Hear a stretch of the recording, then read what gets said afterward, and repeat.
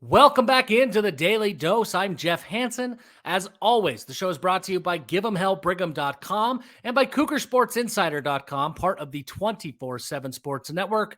Thank you to those of you who have already subscribed to the channel. If you haven't done so yet, please do hit the subscribe button, leave a comment, like the video, fuel the algorithm. That's what we're all about here at the Daily Dose. Appreciate everybody's support so far. Appreciate your continued support in the future. Means a lot to me. Today, let's get nerdy. Maybe as nerdy as we've ever got here at the Daily Dose. We're going to turn to our friends over at Action Network for some help, maybe trying to make some mathematical sense of all of the things that we see in power rankings and on recruiting rankings and transfer rankings. And what do we see on the field and returning production and all of these individual metrics that people talk about in the month of July. We're going to try to reduce that, simplify that into some simple numbers that will maybe make BYU fans feel a little optimistic going into the 2023 season. Who is Action Network? If you haven't heard of Action Network, you've probably heard of Brett McMurphy. He's a fantastic college football journalist, primarily known for conference expansion, realignment, bowl games, scheduling, that kind of stuff. He does a tremendous, tremendous job. Action Network is really oriented towards sports gambling. BYU fans aren't generally known for being proficient in the sports gambling world. I don't know why. Reasons, of course. But that's just not generally a match for BYU. So maybe BYU fans haven't read or heard much about Action Network. But they're a pretty good outlet for sports gamblers, for finding value in teams, things like that. In order to find values in bets, you've got to really understand the value of a team. Therefore, you've got to have a pretty good process in place to determine the effectiveness of players and coaches and all of these things so that bettors know where to place their money. That's what we're going to look to Action Network to help us with today. Not necessarily sports gambling, but the elements that they use to find value in their picks. And in order to do so, we're going to look first at their power rankings. BYU comes in at 35th in the country in Action Network's power ratings. Only teams like Texas, Oklahoma, Texas Tech, Arkansas, and Iowa State, surprisingly, are ahead of BYU in the power ratings, at least in teams on BYU's schedule. Those five, that's it. And Iowa State, kind of surprising, but teams like TCU, Oklahoma State, they all check in behind the Cougars.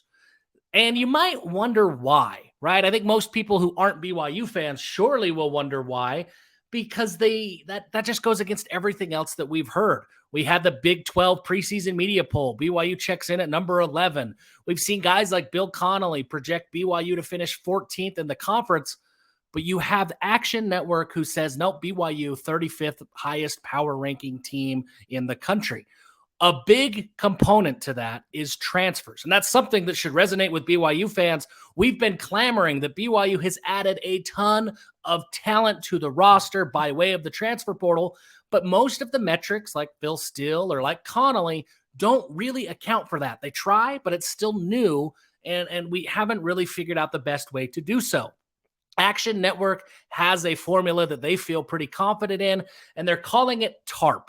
TARP is transferring assets and returning production. They plug all of these metrics into a formula. They take the number of stats.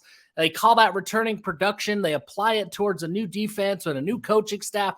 They have all of these things that they get pretty nerdy about, and they reduce it into some simple numbers that we can understand. So when it comes to TARP, BYU's net TARP, offense and defense, is a score of a 7. For context, what does 7 mean? Well, let's go through the rest of the Big 12 conference. Baylor is a 2.5. Cincinnati is a -10. Houston, -3.5. Iowa State, +0.5. Kansas, 3.5. Kansas State, -7. Oklahoma, 0. You get the idea here, right? You've got Oklahoma State, -5.5. TCU, -6. Texas, 3.5. Texas Tech, 4. UCF, -5.5. So without really knowing all of the details of getting into all of the numbers of what makes up a 7 versus a 7.5, you can see that the TARP rating really values what BYU has brought in by way of the transfer portal. Guys like AJ Vongphachon, Harrison Taggart, Keaton Slovis, Aiden Robbins, Caleb Etienne, these are difference makers. BYU lost some talent to the transfer portal. They lost Logan Fano, Clark Barrington, Campbell Barrington. They lost really good players. but the players that they are bringing into this roster will make a huge difference on the field. And you can make an argument that those players are coming in at positions that were bigger needs. Certainly the Barrington brothers leaving, BYU's replaced those with Paul Maile, Caleb Etienne.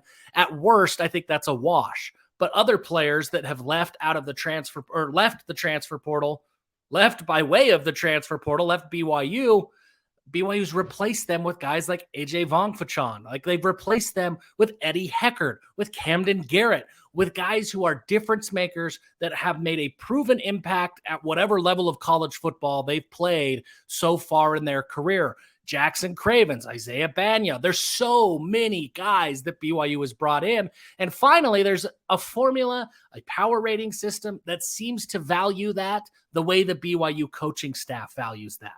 Instead of looking at simply returning starters or returning plays that are coming back like a Phil Steele or a Bill Connolly, Action Network is taking the extra step to try and say, hey, no, look, these guys maybe are new to BYU, but they're not new to the sport. And if you think about that, Patrick Mahomes is great for the Chiefs. If Patrick Mahomes joined the Jaguars next year, you wouldn't just say, oh, the Jags lost their quarterback. There would be value in Patrick Mahomes coming to the Jaguars. We do it all the time at the professional ranks, but it's new to the college football ranks, and people haven't really figured out how to quantify that yet. I like what Action Network has done, and I think that they're right. Is BYU the 35th best team in the country this year? I don't know. We don't know. None of us know. And obviously, week one, injuries could change everything for everybody. But what I do know is that BYU has added more talent out of the portal than they lost. You factor in players coming off of missions and players like Jackson Bowers and Siale Acera coming out of high school. And I don't know how anybody could argue that BYU is not a more talented team in 2023 than they were in 2022. And despite all of that, all of the preseason prognostications don't account for that. The preseason prognostications are saying that BYU will be worse in 23 than 22. Action Network disagrees, and I tend to agree with them. I don't know if they're 35th best in the country, but I like their thought process. I like the TARP metric. I like anybody who's trying to account for the changes in college football instead of relying on old metrics.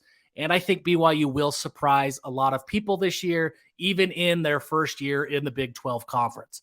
Thank you so much for joining the show today and taking a little bit of your day to spend with us. Until next time, give them hell.